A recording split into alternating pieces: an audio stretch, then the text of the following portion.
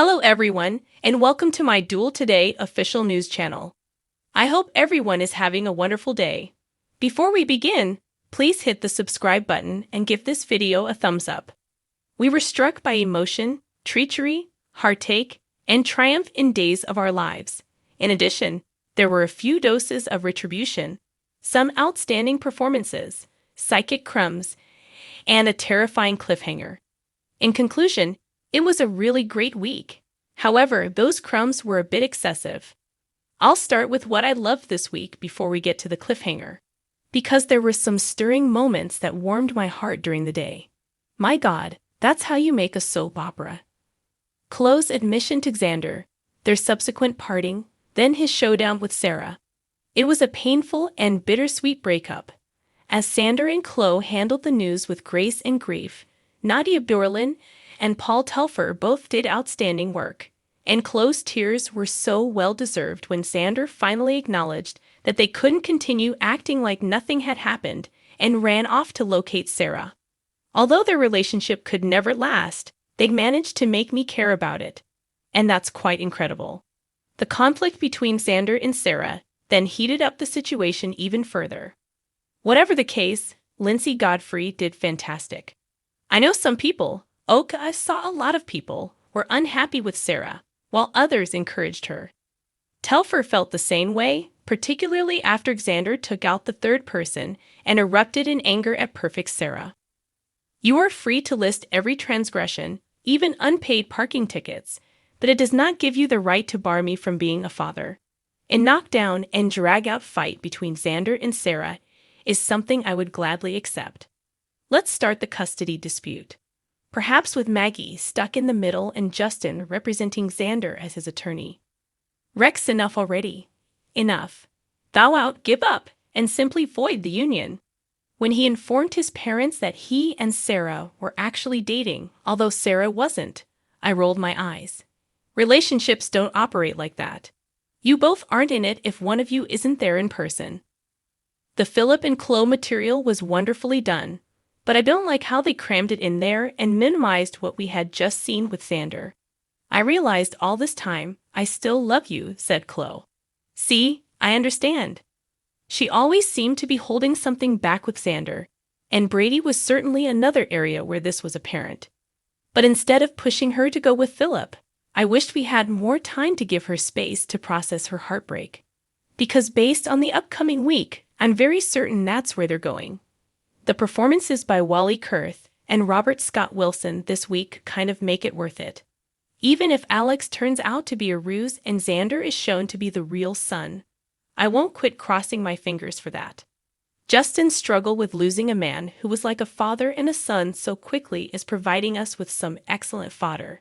Just like he did after Victor died, Justin sobbed as Bonnie hugged him. I was hurt. Also, Alex, he had his family flipped upside down, and his life had been a deception that he had lived apart from his real father. I truly felt bad for him. Yes, his moping did become a little self-indulgent, but that's why Sonny was called in. When Alex told Sonny that everyone respects Justin but not him, I believe he was speaking for the crowd. Sonny is not loved by anyone but everyone. Since Alex was introduced in a really powerful way, I have a sense that this is a technique to reset him rather than just change his course. This could be the final push Alex needs to become a decent person and a decent character. Or turn him around and choose to accept Victor's darker roots. But seriously, let's get started with the DNA test. Maggie's eviction of Vivian from the rest of the will was incredibly fulfilling. She also had some memorable quotes, such as this one after Vivian tore up the will. Well, it was very dramatic, but it was completely pointless. Similar to you. Maggie, move on. Surprisingly, I also thought Vivian's decision to shoot Dimitri in the back to be supremely rewarding. But in this case, Maggie is the true hero. Just in time for her to witness Dimitri attempting to shoot Stefan and Gabby, she ejected Viv from the house. I still want to see Gwen unleash on Leo. Even though her pie in the face to him was a little on the nose, Gwen is at her most ferocious when she is playing with Dimitri, as Kristen, and she demonstrated. However, not too brutal. Actually, I don't think I would have cared if the women had decided to murder Dimitri, but I'm glad they decided against it. Vivian is just the proper amount of evil to make the shot. I'm not sure what will happen to Dimitri, although I don't believe they are killing him because he appears in previews for the following week. Attempted murder is nothing to laugh at. I have some theories about where Dimitri and Gwen will wind up based on the preview, but that is all. Even if Dimitri is released from prison, he has already re-entered the villainous world, and if he is coupled with Leo, his future looks very hopeless. Although we haven't seen nearly enough of Staby, the scene in which Stefan protected Gabby from a gun was a charming reminder of why the show was so well liked. Before Camila Banus departs, further information must be obtained. I'm not sure why, but I really liked Rafe's nonchalant, but also sassy, I lied, as he hung up on Trip, but I like it when he's got some sass to him. And spending time with Jada has really emphasized that. His career as a police officer, though. We simply assumed that Susan was burned. Rafe, I don't believe making assumptions is appropriate police procedure. Even though I'm not an expert in this field, I am aware of how much heat is required to burn bones. That won't take place in a car fire. Without more assistance, I'm not even sure if anything occurs during cremation. Instead of attempting to explain the absence of a body, it could have been preferable to simply ignore it. Susan's ESP continues to develop. In the Dimera mansion, there were visions, telepathy, astral projection with Ava, telekinesis used to move the crumbs, and electromagnetic pulses that disrupted electricity, or in any case, caused the accident that shut off the power.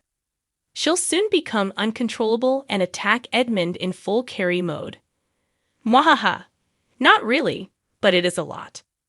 What's going on here too? It's kind of a cool call to history to bring Edmund back, with the original actor Adam Kane, to reintroduce Susan 25 years after their relationship. However, they were quirky and endearing, and for a while, they're off-screen.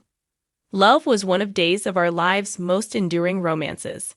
And now they're going back to it by portraying Edmund as just another dumped ex who has lost his mind. I kind of that they had reinstated him as a legitimate love interest for her. We finally returned to Leigh and Melinda, and I was simply wondering what had happened to them, the separation. Fortunately, Melinda was fired, and I have a hunch her morals will begin to deteriorate as well, which would make her an even better match for Leigh. Regarding how they played each other and the outcome, they were both obviously at odds. Also, Eric, moving out of your apartment and into Sloane's without giving Sloane any advance notice or asking is psychopathic conduct, as opposed to simply agreeing to move in together. What in the world? Hello, I'm here with all my stuff to force you into a situation where you won't feel comfortable saying no. Sloane, leave. Escape. Run. It is not worth losing your life for this man. Thanks for watching. If you like this video, so please don't forget to subscribe my channel and don't miss any updates.